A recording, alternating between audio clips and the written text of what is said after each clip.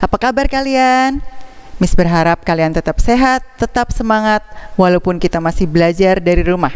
Ya, minggu lalu masih ingat apa yang sudah kita pelajari?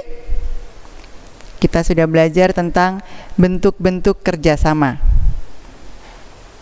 Coba Miss mau tanya sedikit, yang masih ingat apa itu artinya kerjasama? Pasti masih ingat ya, kerjasama adalah suatu pekerjaan yang dilakukan bersama-sama dengan orang lain untuk mencapai tujuan bersama, untuk mencapai suatu tujuan tapi dalam kebaikan, ya. Itu materi yang minggu lalu. Hari ini Miss lanjutkan dengan indahnya kebersamaan dalam keragaman. Dalam bekerja sama, kita bertemu dengan orang lain. Kita pasti melakukannya bersama teman, saudara, atau orang lain yang berbeda dengan kita. Berbeda, perbedaan itu apa saja? Yuk kita pelajari di sini ya. Keberagaman yang ada di sekitar kita, dari bentuk fisik, kalian pasti semua dalam kelas ini berbeda-beda. Berbeda warna kulit, berbeda jenis rambut, berbeda jenis kelamin. Terus berbeda apa lagi? Berbeda tinggi badan, bentuk badannya juga. Selain itu, keberagaman lain yang ada di sekitar kita, berbeda agama.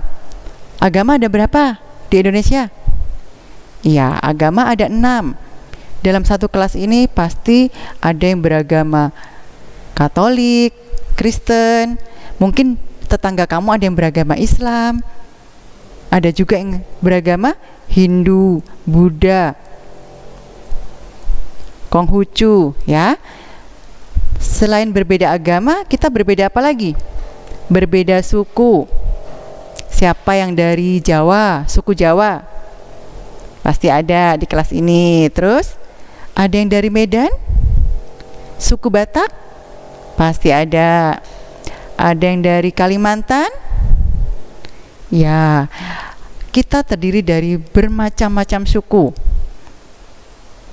Kita harus menghormati dengan agama dan suku yang berbeda-beda. Selain itu, apalagi perbedaan di antara kita? Selain agama, suku, kita ada berbeda budaya. Budaya Miss, orang Jawa pasti berbeda dengan budaya kamu yang dari Batak, yang suku Batak misalnya, atau budaya yang dari suku Tionghoa pasti berbeda dengan budaya dari teman kamu yang suku Papua. Selain itu, berbeda apa lagi? Berbeda bahasa. Bahasa setiap suku pasti berbeda-beda. Suku Jawa punya bahasa daerah Jawa. Suku Batak punya juga bahasa Batak, bahasa dari Medan. Suku Lampung pasti punya bahasa daerah Lampung. Selain berbeda bahasa, kita juga berbeda ras, ya. Berbeda apa lagi?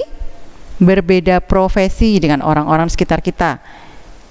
Kalau saat ini profesi kalian pelajar, sementara papa kalian mungkin berprofesi sebagai, ada yang profesinya sebagai guru, ada lagi yang sebagai pilot, ya, ada lagi yang sebagai dokter. Nah, itu profesi. Profesi di sekitar kita berbeda-beda. Oke. Sikap-sikap apa yang mendukung kerjasama walaupun kita berbeda-beda? Pertama adalah saling menghargai. Kedua, saling menghormati. Ketiga, kita harus saling mendukung. Dan kita harus memiliki rasa toleransi. Masih ingat apa arti kata toleransi? Ya, toleransi itu kita harus menghargai dan menghormati orang lain yang berbeda dengan kita. Tepo sliro. Sudah Miss jelaskan kan waktu kalian masih di kelas 3 juga tentang arti kata toleransi. Ini harus kita terapkan dalam kehidupan sehari-hari kita. Akibatnya apa kalau kita memiliki rasa toleransi? Kita bisa hidup dengan rukun dan damai. Hidup berdampingan bersama orang-orang di sekitar kita dengan nyaman. Hidup harmonis bersama keluarga, teman, dan tetangga di sekitar kita. Ya, sebaliknya, jika kita tidak menerapkan toleransi, apa yang terjadi? Kalau kita nggak mempunyai rasa toleransi, tidak menghargai orang lain, tidak menghormati orang lain, yang terjadi pasti timbul perselisihan dan pertengkaran. Terjadi perpecahan. Kamu di kelas ini tidak menghargai teman-teman kamu, pasti akan saling bertengkar, pasti akan timbul perpecahan. Terus nyaman nggak kalau kita sudah bertengkar, sudah berselisih paham, terjadi perpecahan? Nyaman nggak hidup kita? Pasti tidak nyaman. Kita mau ikut teman yang sana, ternyata teman nggak menerima. Mau ikut teman yang sini, ternyata teman tidak menerima karena kita tidak menghargai orang lain. Akhirnya hidup kita tidak nyaman. Kita nggak bisa hidup dengan harmonis dengan orang lain, ya. Jadi hilang rasa keharmonisan dalam hubungan bersama orang lain di sekitar kita. Makanya kita harus menerapkan sikap toleransi dalam kehidupan kita sehari-hari. Paham ya anak-anak? Terus sikap-sikap yang merusak kerjasama itu apa? Kalau tadi Miss sudah jelaskan sikap-sikap untuk meningkatkan kerjasama itu harus bertoleransi. Sementara sikap-sikap yang merusak kerjasama itu seperti apa? Kita mementingkan diri sendiri, egois, kita nggak mau memperdulikan orang lain, itu akan merusak kerjasama. Karena mungkin saat kamu melakukan tugas piket di kelas, kamu egois, kamu nggak mau bekerja sama. Sudah, biarkan saja, teman-temanku sudah banyak yang mau ikut piket, aku duduk saja melihat. Nah, itu tidak boleh, itu akan merusak kerjasama. Kerjasama tidak akan tercapai kalau kamu mementingkan diri sendiri. Itu artinya kamu egois, ya. Tidak mau menghargai orang lain, itu merusak kerjasama. Tidak peduli dengan orang di sekitar kita. Kamu cuek, tidak mau peduli dengan kesusahan orang lain, itu akan merusak kerjasama. Tidak mau berinteraksi dengan orang lain, kamu diam, tidak mau berteman, tidak mau berinteraksi dengan orang lain, itu akan merusak kerjasama, ya. Bentuk-bentuk kerjasama di masyarakat. Kamu pasti tinggal di dalam masyarakat, di tengah-tengah orang banyak. Bentuk-bentuk kerjasamanya seperti apa? Ya, contohnya, kamu hidup rukun dengan tetangga, tolong menolong dalam masyarakat. Ada tetangga yang kesusahan, kamu bantu. Ada tetangga yang membutuhkan pertolongan, kita bantu. Kita tidak bisa hidup sendiri tanpa orang lain, karena kita adalah makhluk sosial. Kita adalah orang yang tidak bisa hidup tanpa orang lain. Kita membutuhkan orang lain dalam kehidupan kita sehari-hari. Terus apalagi bentuk-bentuk kerjasama di masyarakat? Bergotong royong. Contohnya apa? Gotong royong, membersihkan selokan, membangun prasarana umum, membersihkan jalan di komplek perumahan kita. Apalagi bergotong royong mempersiapkan acara 17 Agustus. Ya. Terus ada juga istilah siskampling. Apa siskampling? Siskampling itu sistem keamanan lingkungan atau disebut juga ronda. Kalau di desa itu masih berjalan siskampling atau ronda. Jadi bapak-bapak setiap malam bergantian untuk melakukan siskampling dan ronda.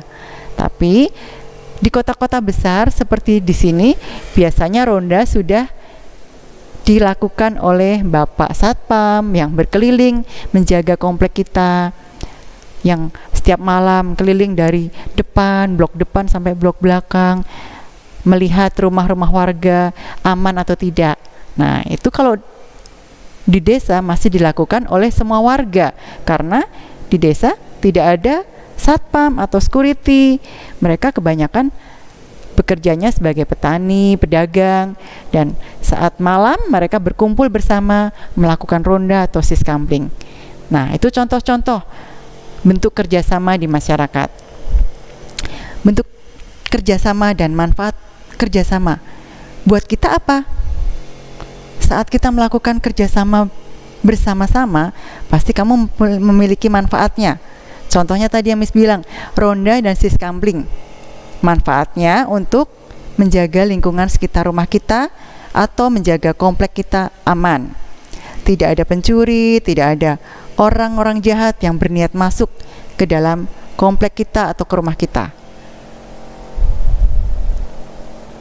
Bentuk kerjasama dan gotong royong merupakan sikap yang mencerminkan persatuan dan kesatuan.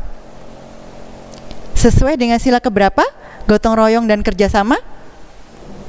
Sesuai dengan sila ke-3 Pancasila, yaitu Persatuan Indonesia. Hidup rukun dengan masyarakat akan mewujudkan kehidupan yang aman, tentram, dan nyaman. Dalam hidup bermasyarakat diperlukan sikap toleransi.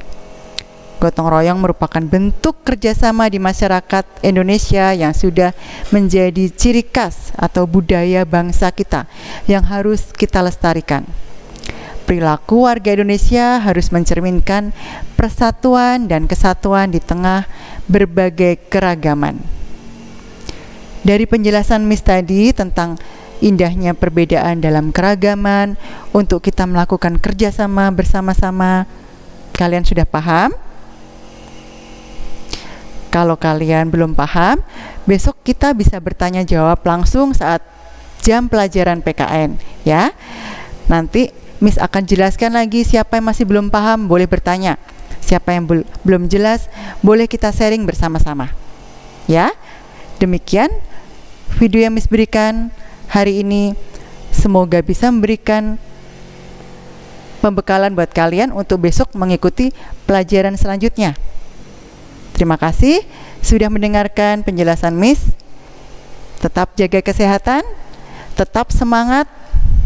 Tuhan Yesus memberkati.